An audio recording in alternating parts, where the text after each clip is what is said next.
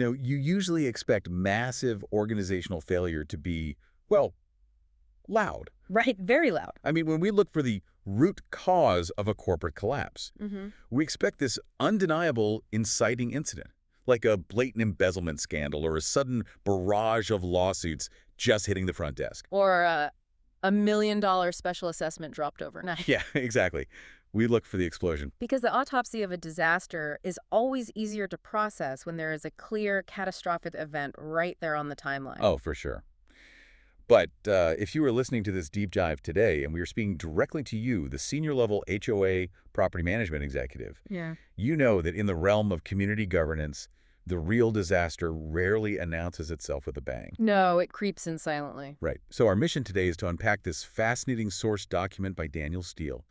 It's titled From Stewardship to Fiefdom, Early Warning Signs of HOA Board Dysfunction. It's a great read. It really is. We are going to explore the subtle, quiet shifts that transform a healthy volunteer board into an authoritative regime. And more importantly, how those shifts create a massive, complex liability risk for your management firm. Because the stakes for the management executive here are just, well, they're profound. The true liability for your firm does not begin on the day a homeowner actually files a lawsuit. Right, that's way earlier than that. Exactly. The risk starts months, sometimes years earlier, buried in these minor administrative changes that boards often try to justify to your managers as just, simple efficiency or streamlining. So let's start right there, at the administrative level. Steele points out that the earliest warning sign of a toxic shift-like, sign 1, is a board attempting to control the flow of information, specifically through manipulating the meeting agenda. Yes. And what makes this so insidious is that, on paper, they appear to be following the rules. That's the tricky part. The board complies with the absolute letter of the law while entirely violating its spirit. Right. So how does that actually look in practice? Well, if we look at the mechanics of how this works, the board might post the agenda at the very last legal minute before a meeting, or they'll use incredibly vague wording. Like what? Like a highly consequential financial decision, say a massive new landscaping contract, might be slipped under a generic heading like old business. Oh, wow. Or just like grounds update. Exactly, with zero background materials provided to the community beforehand. So they are technically checking the compliance box, but they're intentionally leaving the community completely blind. Right. And the psychology behind it is avoidance. When a board anticipates pushback on a controversial decision, their instinct is often to just minimize the opportunity for debate. It makes sense. They don't want to argue. Yeah. By keeping the agenda vague or withholding documents, they ensure the residents arrive totally unprepared. The discussion is then easily choked off once the board reaches its preferred outcome. Which means the residents walk away feeling less like they were governed and more like they were ambushed. Perfectly said. Yes. But, if a board is constantly ambushing residents with surprise decisions, they are naturally going to face a lot of backlash from the community. Oh, absolutely. And that backlash forces the board into this defensive crouch, which leads to the next major shift, sign 2. Retreating into closed-door executive sessions to just hide. Yes, the confidentiality smokescreen. Right. I always think of this like airport security. We all take off our shoes, we empty our water bottles, and it looks like we're participating in a highly secure process, but really, it's mostly just security theater. Transparency theater. That is a phenomenal way to describe this dynamic. Transparency theater. I like that. Yeah, because a dysfunctional board will claim they're using executive sessions to protect the confidentiality of the association, but in reality, they're using them defensively. To shield themselves from real-time community pushback. Exactly. But wait, there are very strict rules governing this, right? Like if we look at California's Davis-Stirling Act, which is a major regulatory framework for HOAs, boards can't just declare everything confidential. No, the legal parameters are incredibly rigid. Under Davis-Stirling, executive sessions are strictly limited to highly sensitive topics. What specifically? Legal matters, personnel issues, contract formations, and member discipline. That is the definitive list. Okay, so just those 4. Right. But when a board shifts from stewardship to this fiefdom mentality, they start pushing broad, general policy discussions and standard vendor debates behind those closed doors. Which is illegal. But what is the actual mechanism of risk for the property management executive listening? I mean, if the board is breaking the open meeting rules, isn't that just on the board? You'd think so, but it becomes a risk for your firm because your portfolio managers are sitting in those meetings. Right. If the management staff facilitates or documents these illegal executive sessions without objecting or at least advising against them, they are validating a flawed process. Wow, they're a part of it. Exactly. By the time the open meeting finally begins, the decisions feel entirely prepackaged. The board has already made up its mind in secret, and your management company is now part of the evidentiary trail of that governance failure. Okay, so the administrative vacuum is sealed, decisions are made in secret, and the community is completely cut out of the process. Yes. What happens next is that those secret decisions have to actually be enforced in the physical neighborhood. And this is where we hit sign 3. Weaponizing the rule book. Right. The governing documents, the CC&Rs, they shift from being tools that maintain property values into actual weapons used to punish dissent. The execution of the policies becomes entirely punitive. They target specific individuals rather than upholding a community standard. Okay, let me play devil's advocate here for a second, because this feels like a really tricky area for an oversight executive. Yeah. A board has a fiduciary duty to enforce the CC&Rs, right? They do, yes. So if a homeowner paints their garage door neon pink, the board is required to send a violation letter. How does a regional director, who was maybe just looking at monthly reports, how do they distinguish between a board that's actively doing its job and a board that has become retaliatory? That's the million-dollar question. And the defining metric you were looking for is inconsistency. Inconsistency. Yes. Inconsistency is the first concrete, legally actionable signal that personal bias has corrupted community governance. So what does that weaponization look like on the ground? It usually looks like a hyper-focus on vocal critics combined with a total blind eye toward board allies. Like, a homeowner who asks a tough question at the last meeting might receive a rapid, aggressively worded violation letter for leaving a trash can out an hour too late. Wow. Well, the board president's best friend has, like, a boat parked on their lawn for 3 weeks and nothing happens. Exactly. And that blind eye is just as legally dangerous as the hyper-focus. Fines escalate rapidly for those who are out of favor, while allies receive endless leniency. And for the management executive, this inconsistency is a massive red flag because your firm is the mechanism of that enforcement. Yes. You are the ones drafting, processing, and mailing those selective violation letters. You are stepping straight into a disparate treatment lawsuit. Oh, without a doubt. And it completely destroys the culture of the neighborhood, which leads to sign 4. The collaborative problem solving just dies, and this entrenched us versus them mentality takes over. You see it in the official communication. It goes from informative to adversarial. Right. Routine questions asked by homeowners are suddenly labeled by the board as attacks. From neighbors to adversaries. Exactly. Official emails or community newsletters become curt, dismissive, or even passive-aggressive. The board begins to view homeowner input not as valuable feedback, but as this irritating interference getting in the way of their control. And when that tone shifts, the board inevitably has to deal with homeowners who refuse to back down. And the way a dysfunctional board handles those persistent homeowners is fascinating. They stop attacking the argument, and they start attacking the person. Sign 5. Ad hominem deflection. Yes, Steele talks about this. Reputation framing. It's a highly effective tool for social control within a community. When a board cannot defend their policy on its merits, they pivot to personality narratives. So, if a resident raises a mathematically sound concern, say they notice a massive, unexplained overage in the landscaping budget, the board doesn't actually address the numbers. They ignore the numbers entirely. Instead, a board member will spread a counter-narrative about the homeowner, like, oh, she's just a difficult person. Or he always complains about everything. Right. Or the classic, they just don't understand how complex property management is. And the psychology here is just pure distraction, right? Absolutely. By undermining the credibility of the speaker, the board successfully distracts the rest of the community from examining the actual issue being raised. It's crazy. Yeah. But if a board is acting this hostile toward their own community, hiding in executive sessions, weaponizing the rules, and publicly attacking the character of their neighbors, how do they justify it internally? That's a great question. I mean, how do they look each other in the eye at a board meeting and think they're doing a good job? They manage it by eliminating any internal pushback. This phase of the internal collapse is sign 6, known as echo chamber governance. Right. A board in this state stops optimizing for competence and begins optimizing exclusively for loyalty. They prioritize harmony with leadership over actual service to the membership. And this is where committee appointments get really skewed.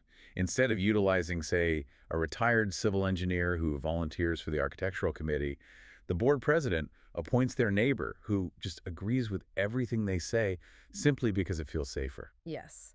The desire for emotional safety drives out competence. Any dissenting board members, the ones who actually ask questions about vendor contracts or budget line items, are systematically marginalized. They pushed out. They do. They're conveniently left off vital group emails or they're spoken over during meetings. The inevitable result is a severe brain drain. Because the capable, independent voices just quietly resign in frustration. I mean, nobody wants to volunteer their free time after work just to be stonewalled and bullied by their neighbors. Exactly. And once those independent voices leave, the association is left entirely in the hands of a monolithic, unchallenged block of loyalists. Which brings us to sign 7, the ultimate defense mechanism of that unchallenged block. When this monolithic board finally does face undeniable legitimate criticism regarding financial decisions or vendor oversight, they deploy what Steele identifies as the volunteer shield. Ah, yes, the volunteer shield. They throw up their hands and say, we're just unpaid volunteers doing our best. I mean, imagine a corporate setting for a moment. Imagine a Fortune 500 board of directors trying to dodge a massive shareholder lawsuit by claiming they shouldn't be held accountable simply because they decided to forego their annual bonuses that year. The judge would literally laugh them out of the room. But it's a stunning double standard. HOA boards attempt to use this defense constantly. But the legal reality is that volunteer status does not negate a director's fiduciary duties. The duty of care and the duty of loyalty. Right. Those duties remain fully intact. The duty of care requires them to make informed decisions, and the duty of loyalty requires them to act in good faith for the benefit of the entire association, not just their allies. Right. But a dysfunctional board weaponizes the phrase, "we're just volunteers," as blanket insulation from accountability. They are effectively telling the homeowners that because the board isn't getting a paycheck, the community has no right to demand competence, fairness, or transparency. Wow. Okay, so we have tracked a pretty intense escalation here. Well, We started with the quiet manipulation of an agenda, watched the board retreat into executive sessions, weaponize the CC&Rs, attack the character of their critics, and insulate themselves in a volunteer echo chamber. it's a lot. It is. And if you are managing this property, your radar is already pinging. But Steele outlines one final indicator. It is the critical threshold where the dysfunction roots itself so deeply that the community culture fundamentally breaks. He calls it the tiptoe effect. The tiptoe effect. This is huge. If we view the community as a geological fault line, the board's authoritative behavior is the tectonic pressure building up over time.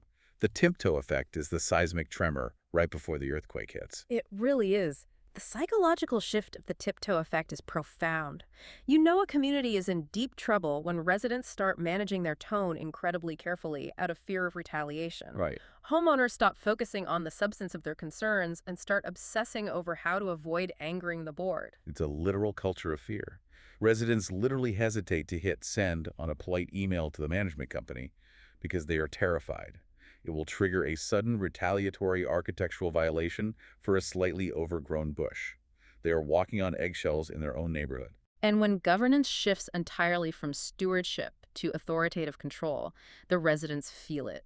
And as the management executive, you cannot always see the residents tiptoeing in their homes, but you will absolutely see the blowback. Because homeowners are not powerless. Exactly. When the pressure becomes too great, they will stop playing nice, and they will start taking stabilizing pre-litigation countermeasures. And these countermeasures are the blaring alarms for your management firm.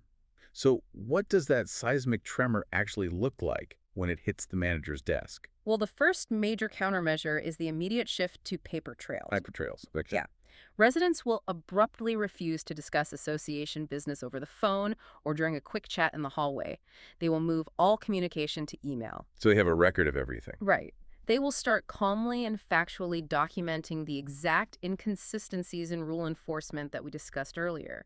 They aren't just complaining anymore. They are building an evidentiary record for a lawyer. Oh, wow. And they realize pretty quickly that one person with a paper trail is easy for the board to dismiss, which leads to the second countermeasure, which is forming coalitions. Yes. A toxic board can easily use reputation framing to dismiss a single complaining voice as just a crank. But if 5 distinct homeowners all email the management company on the exact same day, asking the exact same highly specific question regarding a landscaping budget overage, well, that is no longer a complaint. That's a constituency. Exactly. A coordinated coalition cannot be swept under the rug. And then the pressure really ramps up with the third countermeasure, which is a really powerful legal lever, leveraging IDR, or internal dispute resolution. Right. Under frameworks like the Davis-Stirling Act, before a homeowner spends thousands of dollars on an attorney, they have the statutory right to formally request an IDR. And the crucial mechanism here is that the HOA is legally mandated to participate. They cannot decline the request. No, they have to do it. So it completely strips away the board's ability to hide behind that transparency theater and those closed-door executive sessions. It forces the board out of the shadows and onto the official record. They have to sit across from the homeowner and discuss the specific issue. It forces actual engagement and eliminates the board's ability to use those passive-aggressive dismissal tactics. I love that. And then the final countermeasure homeowners take is paying forensic attention to the historical record. They start aggressively auditing the meeting minutes. Yes, because if a board is willing to manipulate the agenda to control the future, they are absolutely willing to manipulate the minutes to control the past. That makes total sense. Homeowners dealing with a fiefdom board will start heavily scrutinizing the draft minutes. They will ensure that their formal objections during open forum and the exact vote counts on controversial motions are being accurately recorded. And if they aren't? If the board is sanitizing the record to make themselves look unified and flawless, organized homeowners will begin submitting formal, written demands for corrections. And this is where the liability for the management firm completely crystallizes. I mean, if your regional managers are suddenly dealing with a property that is flooded with formal IDR requests, meticulous email trails documenting selective enforcement, and coordinated demands to correct sanitized meeting minutes, well, the fault line has ruptured. Yes, the earthquake is here. The community is actively fighting back against the fiefdom. And that is the exact moment your firm needs to step in, advise aggressively, and course-correct the board. Because if your managers are drafting those sanitized minutes or facilitating those illegal executive sessions, they are documenting their own compliance in the board's breach of fiduciary duty. That's terrifying. It is. Yeah. Recognizing these countermeasures early allows you to protect your firm before you are dragged into the discovery phase of a massive lawsuit. Well, we have covered incredible ground today. We've mapped out how a healthy association deteriorates through a slow, predictable burn. I mean, it begins with the quiet manipulation of an agenda to avoid debate. Right. It evolves into transparency theater, hiding major policy decisions in executive sessions. It mutates into weaponizing the CC&Rs to punish critics with selective fines, shifting the tone from collaborative neighbors to hostile adversaries. Yeah. It relies on attacking the character of anyone who speaks up, culminating in an echo chamber of loyalists, hiding behind the excuse of being just volunteers. And finally, it creates a pressure cooker where residents are forced to tiptoe in fear until they inevitably organize, document, and fight back. It's a dark evolution, but because it follows such a specific pattern, it is entirely preventable. That's the good news. Right. For the executive listening, monitoring these 7 early warning signs allows you to be proactive rather than reactive. You can train your portfolio managers to push back on vague agendas. You can confidently advise boards on the strict legal limits of closed-door sessions. You can act as the guardrail that keeps a community focused on stewardship rather than control. It all comes down to maintaining that delicate balance and managing your firm's risk profile. But as we wrap up this deep dive, I want to leave you, the executive, managing these incredibly complex dynamics, with a final, somewhat uncomfortable thought to turn over in your mind. Oh boy. We have spent a lot of time discussing how a board weaponizes its rulebook to run a personal fiefdom. We've talked about them targeting their critics with rapid, aggressive, retaliatory violation letters. Right. But volunteer boards rarely lick the stamps themselves, do they? They rely on your management company staff, your software, and your postage to process, print, and mail those letters. They absolutely do. So if a board is clearly, documentably engaging in selective enforcement to punish their neighbors, and your team is the operational mechanism executing that retaliation, at what point does your management company cross the invisible line from being a neutral administrative vendor into becoming a complicit actor in a breach of fiduciary duty? That is the ultimate liability question every management executive must answer for themselves. Something to think about the next time a board president asks your manager to fast-track a fine for a neighbor they just don't happen to like. Keep an eye out for the fiefdoms, and don't let the transparency theater fool you.